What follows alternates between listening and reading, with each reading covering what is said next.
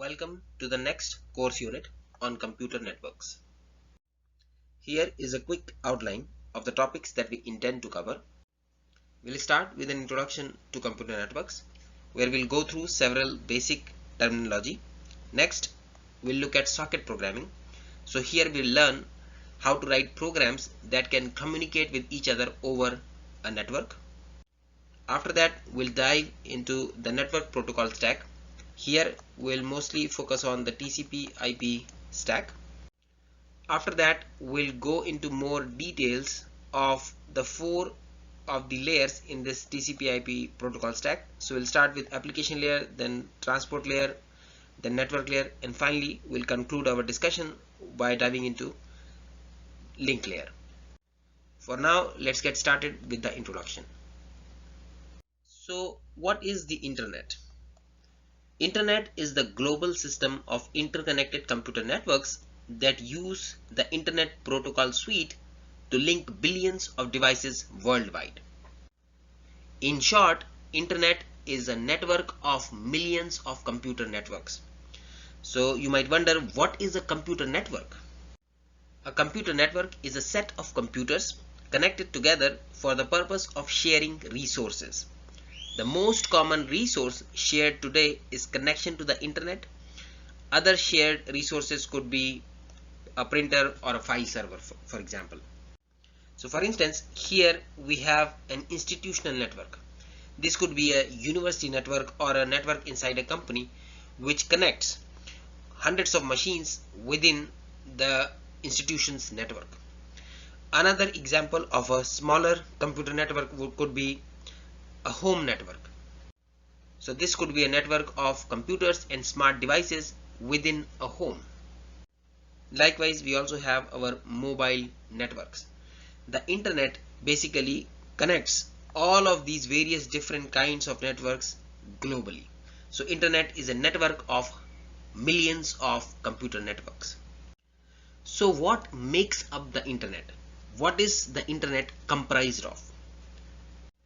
Some of the most significant constituents of the internet today are the hosts, the links, and the routers.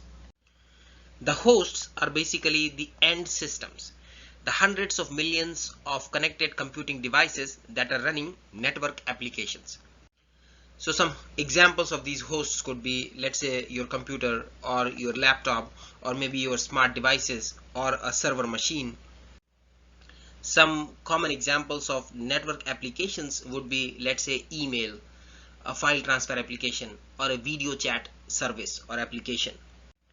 The billions of devices that are part of the internet, they are connected with each other through communication links. These communication links can either be wired or wireless. Some examples of wired communication links would be fiber optics and copper wires. As opposed to this, radio channels and satellite communication, these would be examples of wireless communication links. The rate at which a given communication link can transmit data is known as its bandwidth. We'll talk more about this term later in this unit. And the last component we have here is the routers. So a router is basically a networking device that forwards data packets between computer networks. So for instance, let's say there is a computer over here in this network, in the institutional network, that needs to communicate with another computer over here inside the home network, some remote home network. Now clearly these two computers are not connected directly with each other. However, there is a communication path between these two machines via these intermediate devices called routers. So these routers are responsible for forwarding data packets between computer networks to facilitate communication. Now all of us as users of the internet, we sit at the edge of the internet network. Let's try to understand what is a network edge. A network located on the periphery of a centralized network is known as the edge network. The edge network feeds the central or core network. So broadly and roughly speaking, in this picture over here, these routers that you see, right? So these which are responsible for forwarding the data between different interconnected networks, these form the core of the network. As opposed to this, the user devices, right? For example, our laptops, our smartphones, and other computing devices, these are at the edge of the network. Now, these hosts or end systems at the edge of the network are responsible, or usually they are running network application programs. For example, the web browser, the email clients, and so forth. There are two types of communication models that are used for communication between these hosts: client-server model and peer-to-peer model. In the client-server communication model, there are two types of machines. There is a server machine and there is client machines. The server is always on, whereas the clients, they can be on or off. They can be intermittently on or off. The server, which is always on, it is providing certain services and it will continuously wait for incoming requests. Whenever a client machine desires a service, it will send a request to the server and the server will respond to the incoming requests from the clients. A classic example of client-server communication would be accessing a website using our web browsers. So whenever a web server receives a request for an object from a client machine running a web browser, let's say, the server responds to the request by sending the requested object to the client host. This is an example of client-server communication.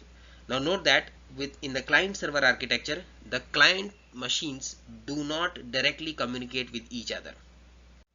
So for instance, two browsers cannot directly communicate with each other. Another important characteristic of a client-server communication model is that the server has a fixed IP address. Now using this fixed IP address, the clients would know where to send their requests for the service. So note that because the server is always on and it has a fixed IP address, the clients, whenever they come on and they desire service, they can always send a request to the server. Email is another popular network application that uses the client-server communication model. As opposed to the client-server communication model, in the peer-to-peer communication model, we have a distributed application architecture that partitions the tasks or workloads between peers. So here there are no dedicated servers. There are only peers, and the peers are equally privileged, equipotent participants in the application. Every participating peer in a peer-to-peer network makes a portion of their resources, for example their processing power, their disk storage, or network bandwidth, directly available to other network participants in the peer-to-peer network. Here there is no need for central coordination by servers. There is no centralized servers or stable hosts here. There is typically no requirement for the peers to be always on and running. The peers can come on and they can also go offline as desired. In a peer-to-peer network, the peers are both suppliers as well as consumers of resources. Note that this is in contrast to the traditional client-server communication model, in which the clients are usually consumers and the servers are supplying the resources. So here is a simple animation illustrating client-server application or communication. So note that we have these server machines which are running certain applications and they are offering certain services. Now the interested client machines, whenever they desire to use the service, they can contact or send a request to these server machines and receive a response over the network. Note that in this client-server communication model, there is no direct communication between two client machines. All the client machines only communicate with the server machines. As opposed to that, like we have seen in a peer-to-peer communication model, there are no dedicated servers. These host machines, they are all part of the communication network. They are all peers in the network. They can communicate directly with each other and provide or exchange services or resources with each other. Some examples of some examples of services which use peer-to-peer communication model are Skype and BitTorrent. Recall, we talked about communication links earlier. Let's try to understand some of the associated qualities of a link a little better. So recall, a link is basically a connection between two devices in the network. A link could either be wired or wireless. Regardless of whether a link is wired or wireless, it is characterized by its bandwidth. So bandwidth is essentially the maximum speed or maximum rate at which data can be sent or transmitted over a link. Different links have different bandwidths. The bandwidth is typically measured in the units of bits per second or bytes per second.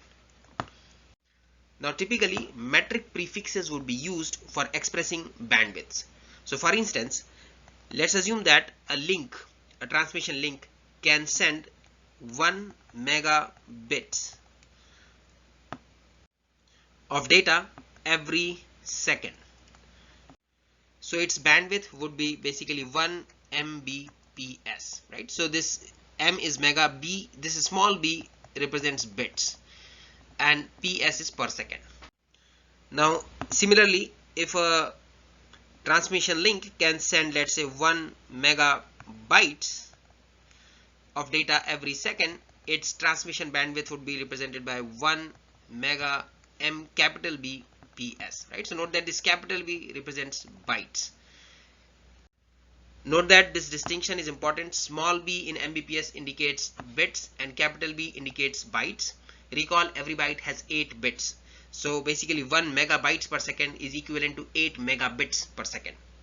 Similarly, other metric prefixes can be used for expressing bandwidth, for example Gbps, kbps, and so forth. In our internet, where billions of devices are connected, not every device has a direct link to the other device, and therefore mostly the data is transferred from end to end, from one machine to the other machine, using several links or several hops.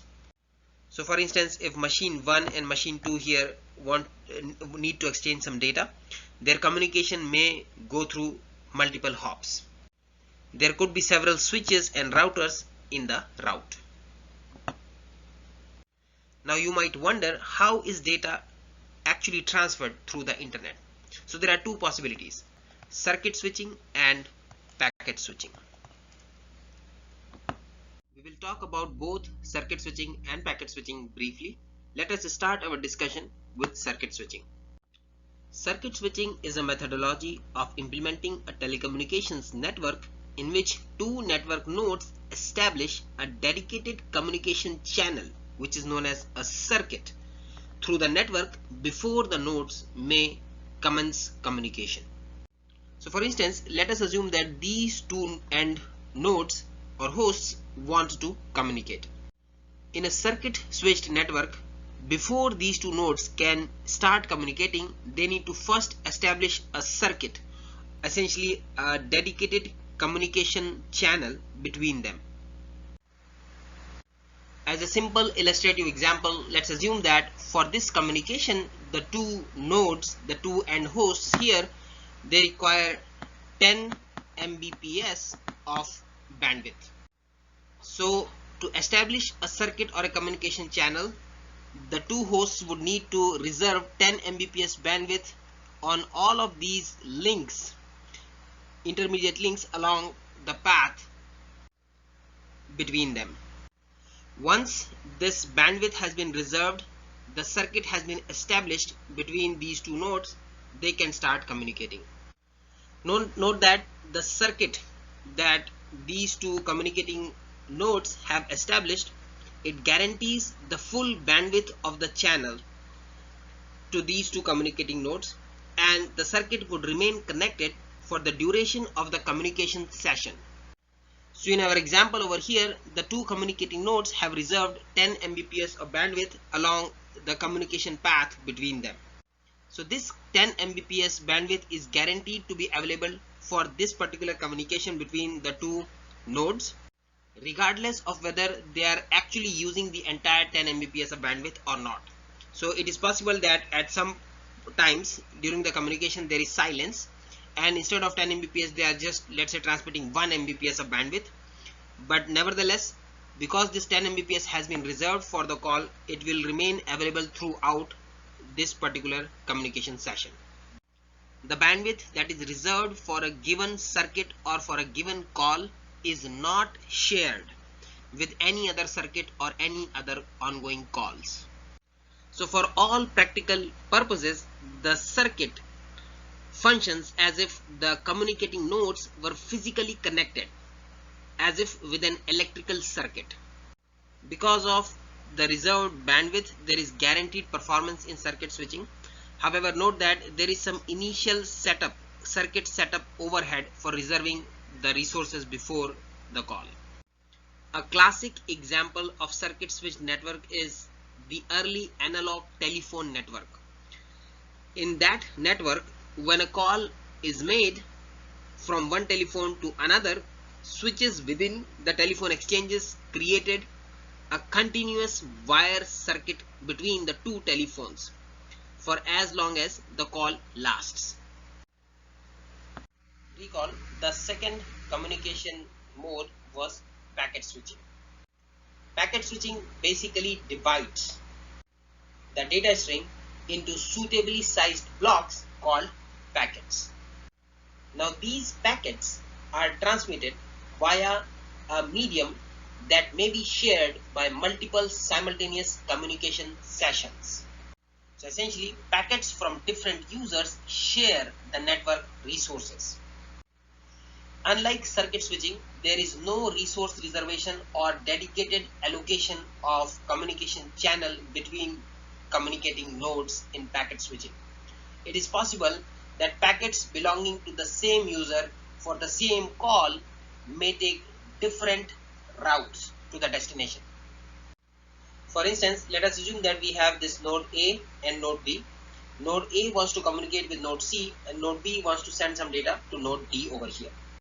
If this is a packet switched network, then the data that A wants to send, that would be divided into several packets as shown over here, and each packet would be sent individually over the network. Likewise, the data that node B wants to send, that would also be chopped into several packets, and again each of these packets would be transmitted over this network individually. In this case, we have two communications going on. We have A communicating with C, and we have node B communicating with node D. However, like we have seen in a packet switched network, there is no resource reservation. The packets belonging to these two communications or these two different calls would share the bandwidth on this shared common link. The advantage of doing this is there is better utilization of bandwidth on this shared common link, and that is because we have multiplexing gains here.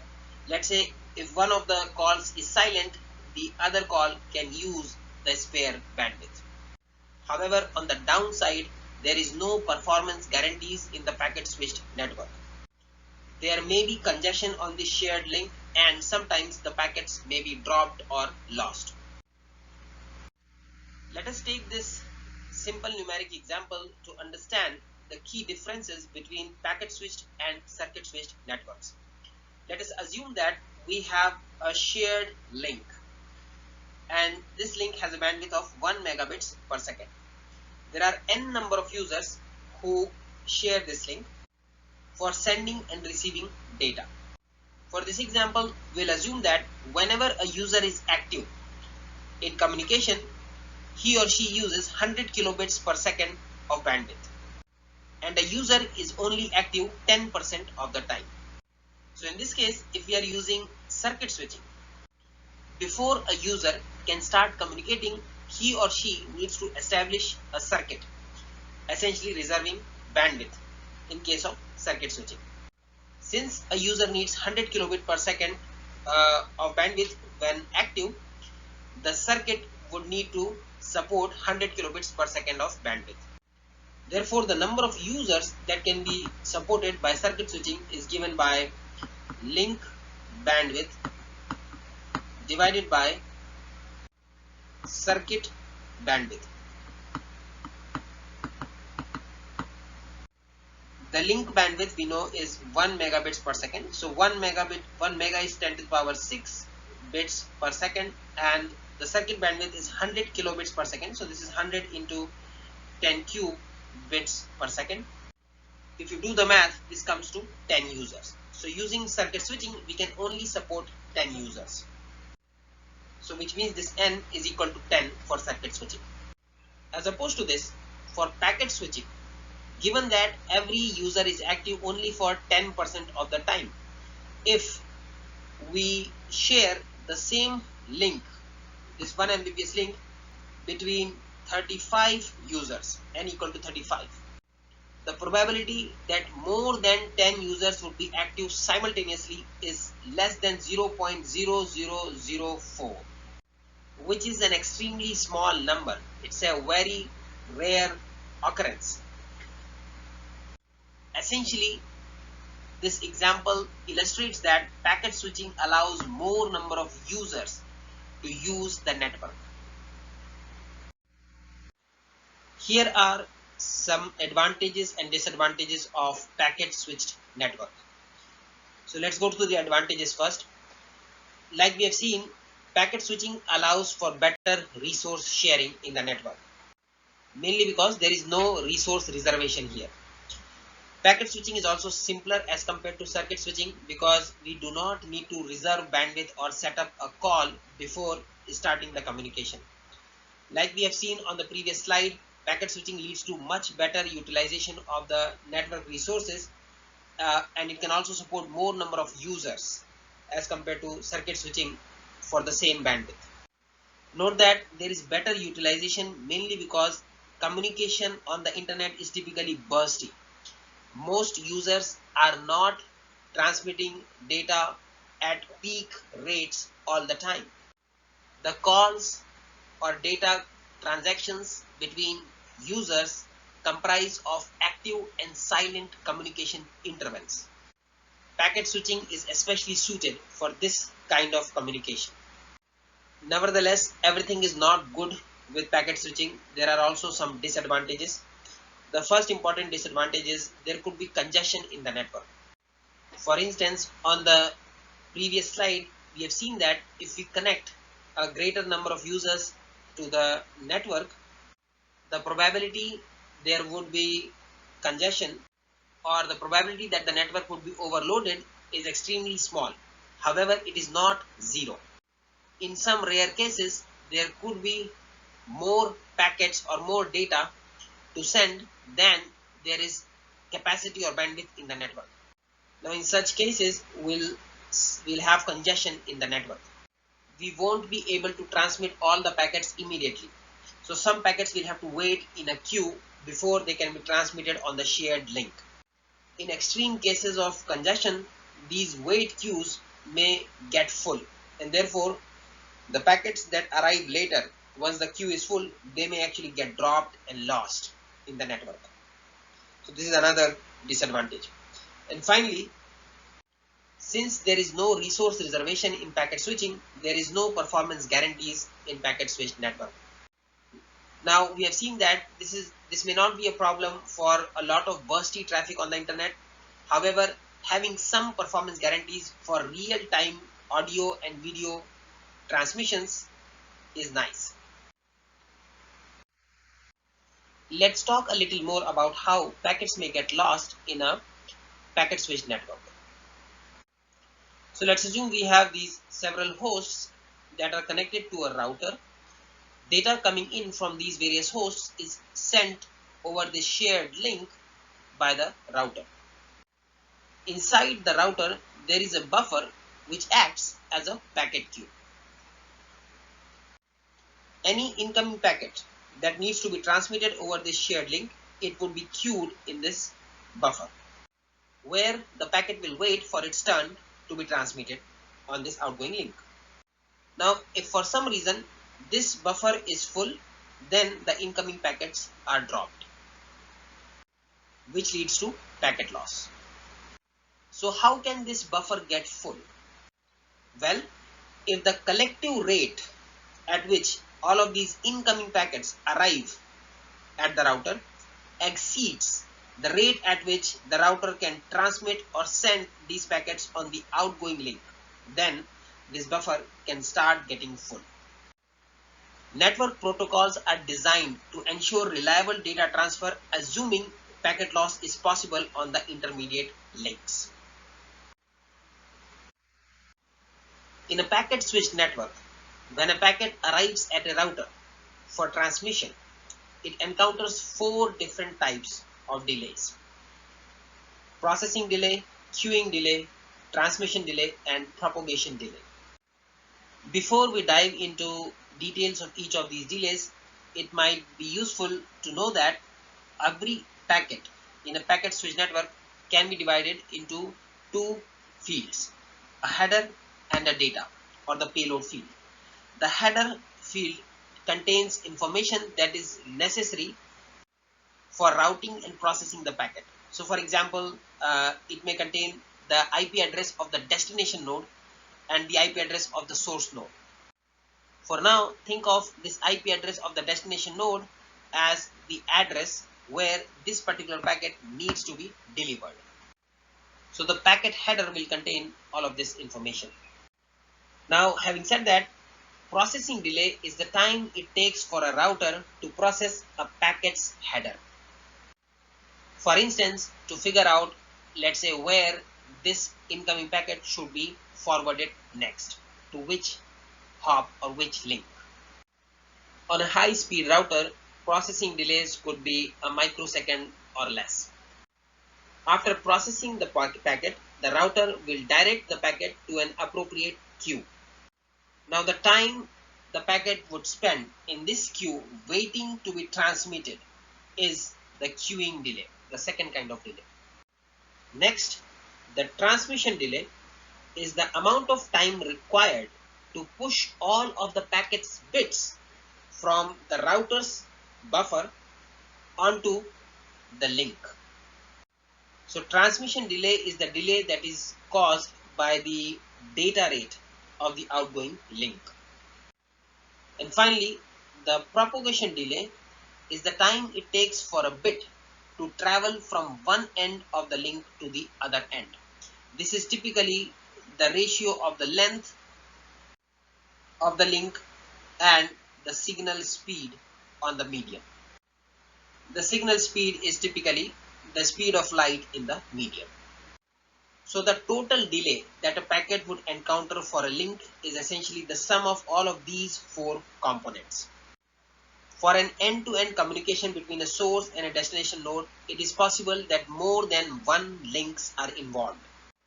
So in that case, the total delay from end-to-end communication would be the combined delay for all these links in the path. Here is some more details about each of the four components of link delay. So first here is processing delay. Like we have seen, processing delay is the time it takes for the router to process the packet's header. When processing a packet, the router will basically check for things like bit errors. It will also determine, based on the source and the destination address, what is the output link on which this incoming packet needs to be transmitted. Usually this processing delay is negligible in fast routers. It's typically in the orders of microseconds. So pictorially over here, when a packet enters the router, before the packet is placed in a queue, appropriate queue, the initial time it spends inside the router when it is being processed is actually the processing delay. After processing, once the appropriate queue has been determined for the incoming process, let's say the process is placed at the end of the appropriate queue. Now the time this particular, I mean to say packet, right? These are packets, not processes. Once the packet has been placed at the end of an appropriate queue, the time it will spend waiting in this queue to be transmitted is the queuing delay. The queuing delay typically depends on how long the queues are, which in turn depends on the congestion level in the network. If there is high congestion, then queues tend to get longer and the packets will have to spend more time waiting for their turn to transmit on the network. Once the packet gets to the head of the queue, it will be transmitted on the link.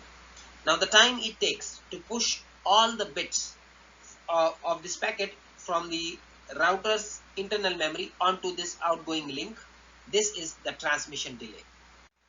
The transmission delay is determined by the bandwidth of the outgoing link. Let's assume that this outgoing link has a bandwidth or a transmission rate of R bits per second. Let's further assume that the size of the packet that we want to transmit is L bits. So in this case, the transmission delay would basically be given by the size of the packet divided by the transmission bandwidth, L divided by R. This is the transmission delay.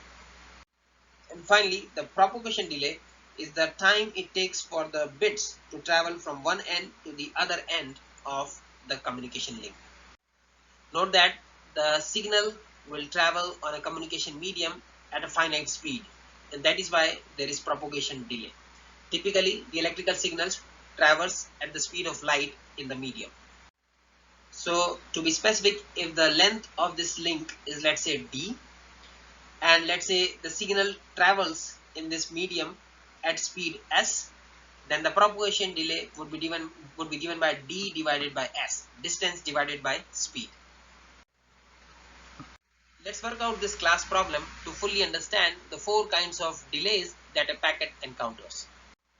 So the question is asking, what is the total delay of a link processing a 200-bit packet that has the following parameters: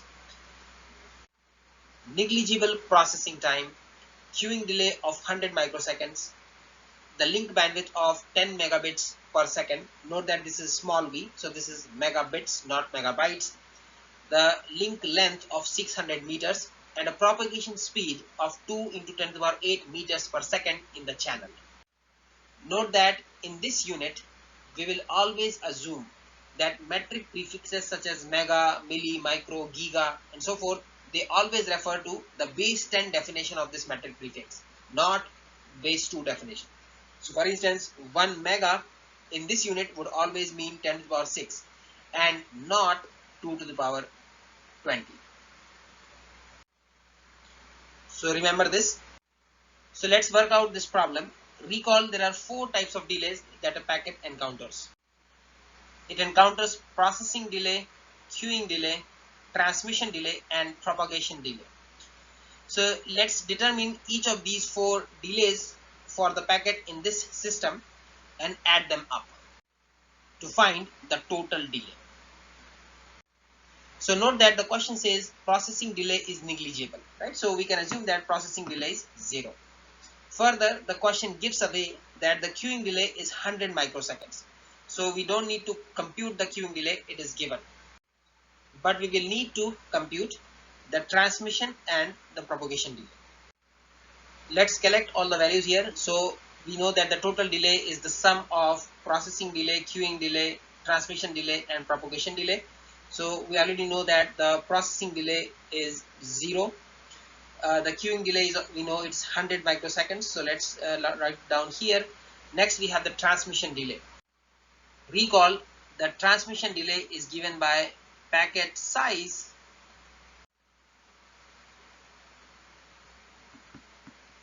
divided by the transmission bandwidth. So in this case, the length of the packet or packet size is 200 bits. So we'll divide this 200 bits by the transmission bandwidth, which is basically 10 megabits per second. So 10 megabits, we'll have to convert this into bits. So that would be 10 mega is 10 into 10 to the power 6 bits per second.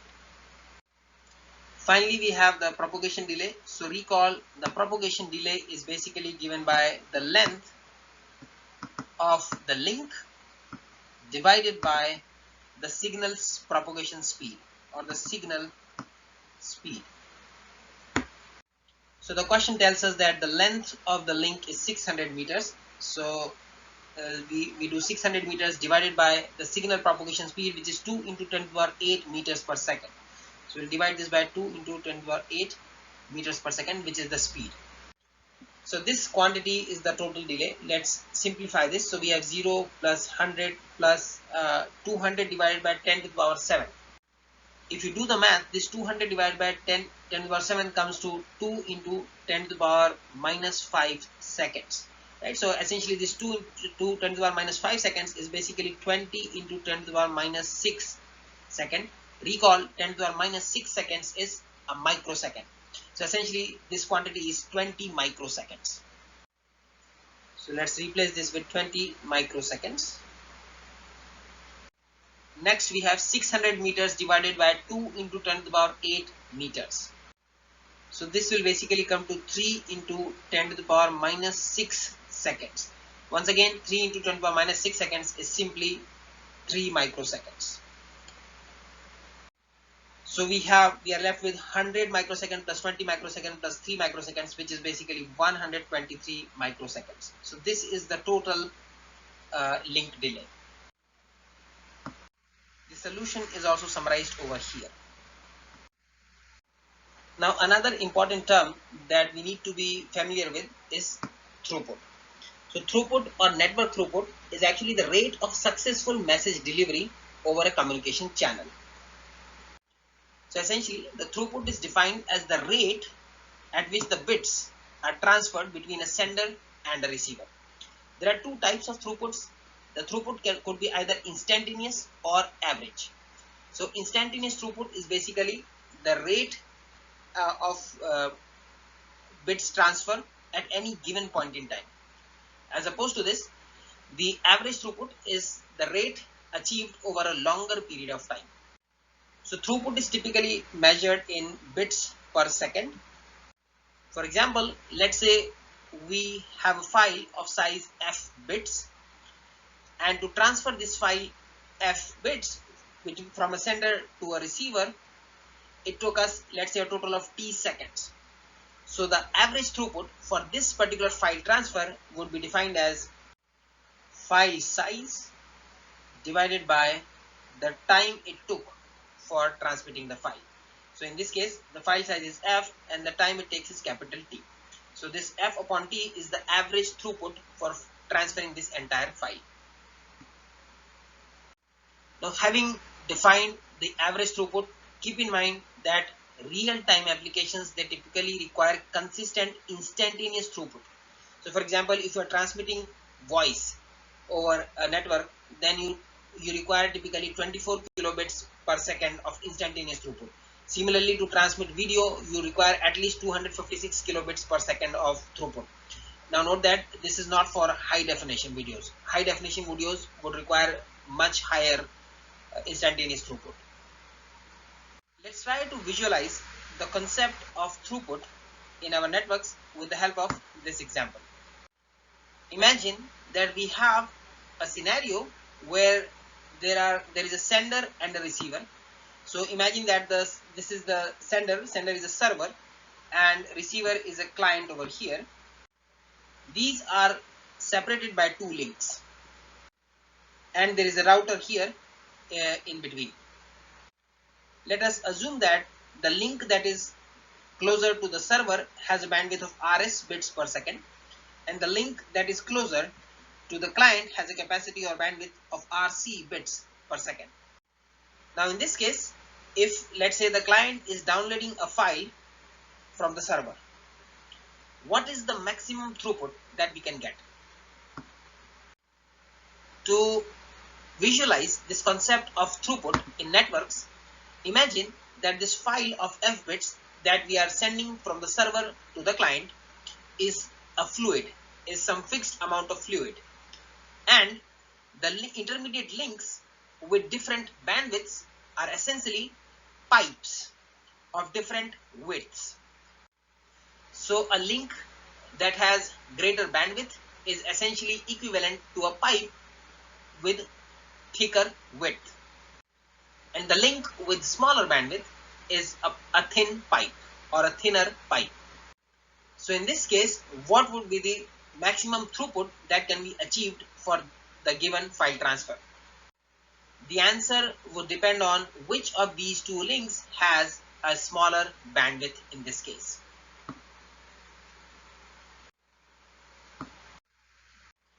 For illustration purposes, in this example, let us continue to visualize or imagine that the file we are sending from the server to the client is essentially a fixed amount of fluid that we want to send over this series of pipes.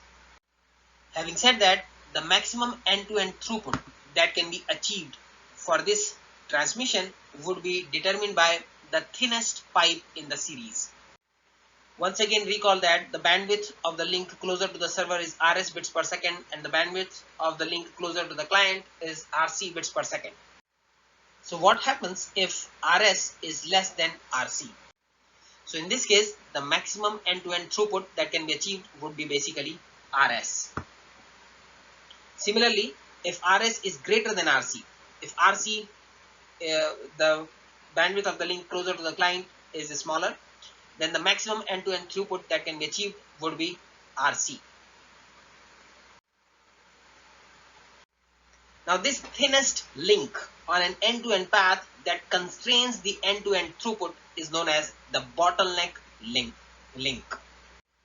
In other words, the thickest pipe can only transmit as much fluid per second as can be supported by the thinnest pipe in the series. So this thinnest pipe or the link with the smallest transmission bandwidth is the bottleneck link in our network. Let us extend our throughput example to an internet scenario. Let us assume that we have 10 different clients over here, client 1, client 2 and so on up to client 10, which are downloading 10 files from 10 different servers. So this is, let's say, our server 1, server 2 and so on up to server 10. Let us further assume that links that are closest to the clients have a bandwidth of RC each, and the links that are closest to the servers have a bandwidth of RS each. Additionally, let us assume that each of these 10 connections is passing through a single shared backbone link that has a total bandwidth of capital R. Assuming that the bandwidth of this backbone link is fairly shared across each of the 10 connections, every connection would receive R divided by 10 of this backbone link's bandwidth. So recall that capital R is the total bandwidth of this backbone link.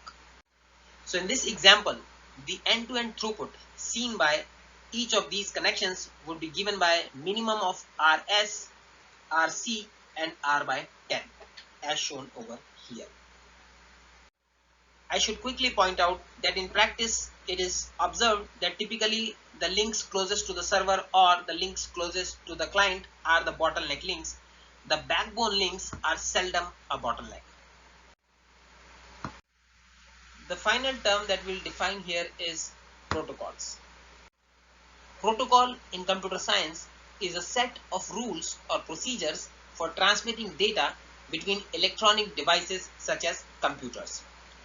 All the communication activity in networks is governed by protocols. A communication protocol defines things like the format of messages that need to be exchanged between communicating parties. If there are different types of packets, then what is the order in which these messages or packets should be sent and received? Whenever a message is to be transmitted, what are the actions that need to be taken for this transmission? When a packet or a message is received, then are there any actions that need to be taken? So for example, on receiving a message, some protocols may require sending an acknowledgement. And finally, these protocols also define procedures and rules for handling errors. So for instance, let's say a packet was received out of order, or let's say a message was expected to be received but was never received. Then how to handle such unexpected error conditions? That is defined by the protocols. Here is a simple real-world analogy of protocols. We humans have several unwritten social protocols.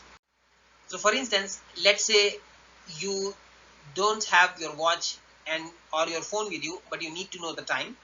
So you can ask for time to an unknown person.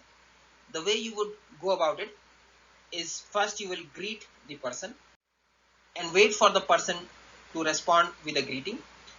Once you receive the response, you will then ask the person politely what is the time, and then hopefully the person will respond you back with the time. So this is an unwritten social human communication protocol that we follow to communicate with other people. Similarly, to facilitate communication between machines on a network, we have communication protocols. So for instance, let's say a client needs to request a file from the server. The client will first send a connection request to the server. When after some time the server will respond with the connection.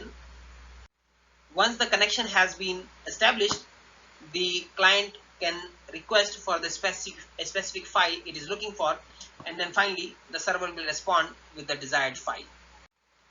If you think about it, this communication protocol is pretty similar to the communication protocols that we humans use.